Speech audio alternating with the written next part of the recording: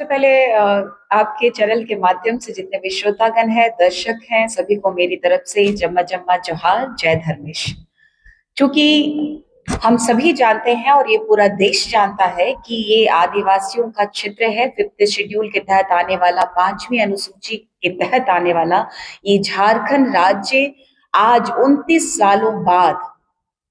सालों बाद हमारे झारखंड का अस्मिता, हमारे स्वशासन, जो हमारे पुरखों ने जो सपना देखा था, हमारी रीति रिवाज, हमारी परंपरा, हमारे लिए जो मूलभूत सुविधाएं जो संविधान की तरफ से मिलती हैं, वो लगातार हमें मिल सके, इसके लिए प्रयासरत रही थी। लेकिन दुर्भाग्य इस झारखंड के राज्य के माननीय मुख्यमंत्री का, जो इस राज्य में हेमंत सोरेन जी की सरकार जो है, आदिवासी की सरकार कहने वाली सरकार को, संविधान से प्यार करने का नाटक करने वाले लोगों को मैं ये कहना चाहती हूँ, जितने भी मंत्री और विधायक और माननीय मुख्यमंत्री जो आज अपना जीत का जश्न मनाने के लिए ढकोसला और ढिंढोरा पीट रहे हैं, उनको मैं कहना चाहती हूँ कि भारत के संविधान के आप पांचवी अनुसूची क्षेत्र के अंतर्गत आने वाला जो हमारा नियमावली है, या तो फिर आर्टिकल 283 की बात कीजिए, आर्टिकल 283 ए की बात कीजिए। लगातार स्वशासन को बल देने के लिए संविधान में कई ऐसे आर्टिकल्स को संबोधित किया गया है, जिसके बावजूद जो लगातार लंबे समय से शासन कर रही कांग्रेस की सरकार लगातार आदिवासी अस्मिता को चोट पहुंचाने वाली, आज महागठबंधन में ये सरकार को इस भारत के संविधान का न्याय का मंदिर जो कहते हैं, इस भारत का न्याय का मंदिर, इस भारत के संविधान की आत्मा की वजह से ही आज हाई कोर्ट के, सुप्रीम कोर्ट के हस्तक्षेप की वजह से आपको और हमको आज एक खुशी मनाने का दिन और सौभाग्य प्राप्त हुआ है। हमारे पुरखों का, हमारे पूर्वजों का और हमारे आदिवासी समुदायों के अगुवाओं का जो संघर्ष रहा है वो सफल रहा है। इसके लिए मैं तमाम हमारे झारखंड के रूढ़िवादी परंपरा को मानने वाले आदिवासियों को मैं तहे दिल से धन्यवाद करती हूँ, जोहार करती हूँ, नमन करती हूँ। और यकीन मानिए कि स्वशासन अगर लागू होता है तो हमारे झारखंड में पारंपरिक रीति रिवाजों को, सामाजिक सांस्कृतिक पहचान और संसाधनों का पर जो नियंत्रण है वो ग्राम सभा के माध्यम से, हमारा जो स्वशासन के माध्यम से हम संरक्षण कर सकते हैं। चाहे वहाँ की खनिज संपदा हो, चाहे यहाँ की अस्मिता की बात हो, संस्कृति की बात हो, चाहे हमारे विकास की बात हो, हम डायरेक्ट सीधा संवाद ग्राम सभा के माध्यम से सरकार से डायरेक्ट कर सकते हैं। क्योंकि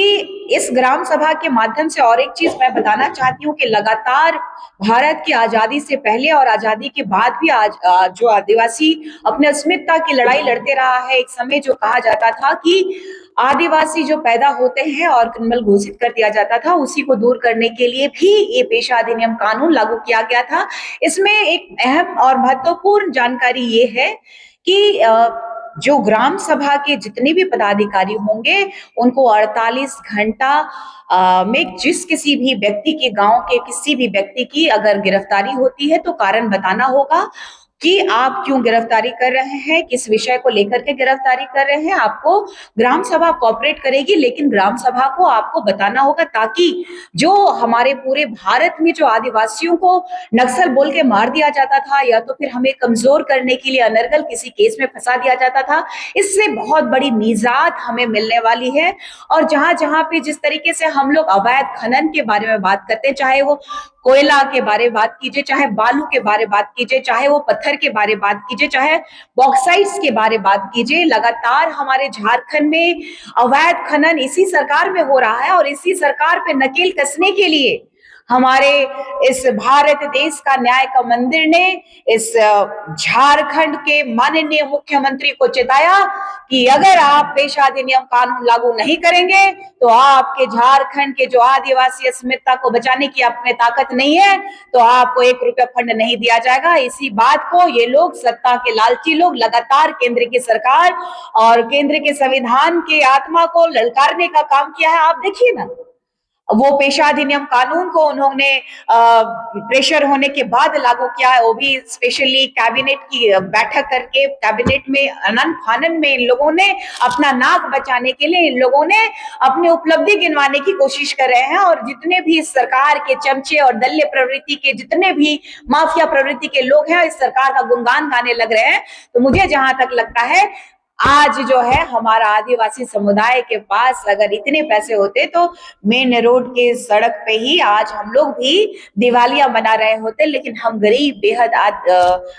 जमीनी स्तर से जूझ रहे आदिवासी जो है संघर्षरत है और हमारा लगातार लड़ाई चलेगा। और यही केंद्रीय सरना समिति के हमारे केंद्रीय अध्यक्ष जी हो गए, यहाँ पे बैठे हुए गुमला जिला के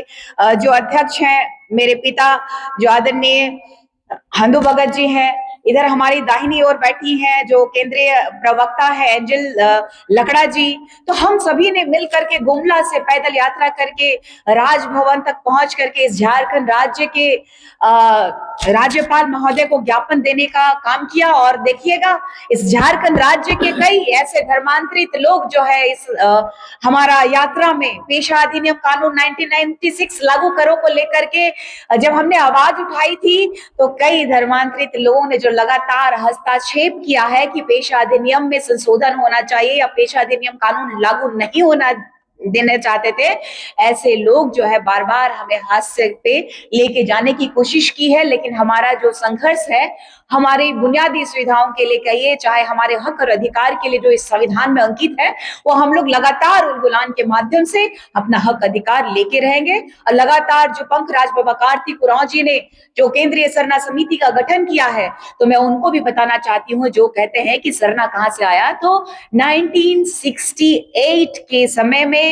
पंकराज बाबा कार्तिक उरांव जी के द्वारा ये बनाया गया केंद्रीय सरना समिति है। और सरना कहाँ से आता है और कहाँ से उत्पत्ति हुई है उनको जानने की आवश्यकता है, जो लोग हमारी संस्कृति हमारी परंपरा को छोड़ चुके हैं। अब हमारा अगला टारगेट होगा कि पेशा अधिनियम कानून जो है लागू हो चुका है और धरातल पे किस तरीके से लागू कराना है, इस सरकार के बिचौलियों को किस तरीके से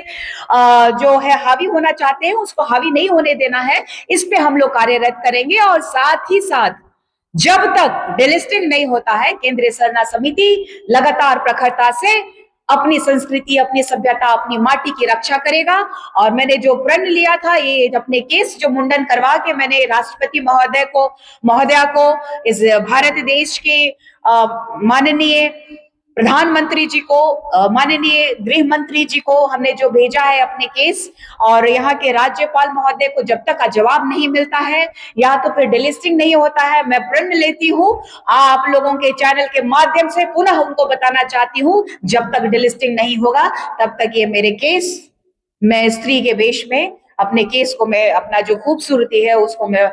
स्थगित करती हूँ। और इसको जब तक कि केंद्र की सरकार ये चेतना नहीं उस मन में आती है कि डिलिस्टिंग वाकई करना चाहिए, हमारा जो जल जंगल जमीन जो खतरे में था आज पेशा अधिनियम कानून जो लेके आए हैं वैसे ही हमारी संस्कृति हमारी परंपरा बरकरार रहे और हमारा हक अधिकार जो है माइनॉरिटी के लोग ना छीने, इसका भी हम लगातार उलगुलान करेंगे, प्रयास करेंगे कि हमारे लोगों को हर किसी संभव मदद पहुंचा सके और उलगुलान कर सके, न्याय की जीत हो। नमस्कार, जोहार, जय हिंद।